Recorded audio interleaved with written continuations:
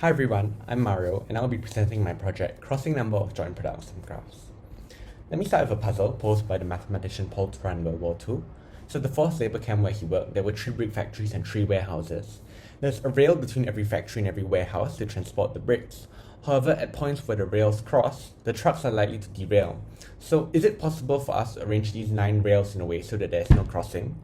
You can try this puzzle on your own for a while, but this is an example of what we would call a graph in math. So we can think of the warehouses and the factories as vertices and the rails as edges. So a more modern example of a graph would be your local train system. And we want to reduce the number of crossings or intersections in this graph. How we can do it is by redrawing this graph. So rearranging some of the vertices and edges, something like this. And this is still the same graph, but we reduce the number of crossings to 1. So the idea of the crossing number is that across all possible drawings of a certain graph, what is the minimum number of crossings we can get? So I looked at a bigger graph for my project.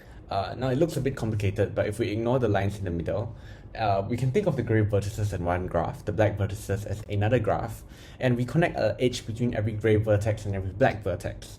This is what we call a joint product. And so I'm investigating what's the crossing number of this joint product. And one of the more optimal drawings we found looked like this. And we also looked at a closely related graph, G2, just one additional edge in the center. So we used various techniques to obtain lower and upper bounds for these 2 crossing numbers.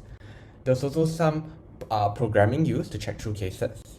And if you're wondering what one of the applications, a prominent one is in very large-scale integration circuit layouts. So essentially reducing the crossing number of these underlying graphs is equivalent to reducing the short circuits. So you need less insulation and thus lowering the cost of these chips. Here are some references, and thank you for listening.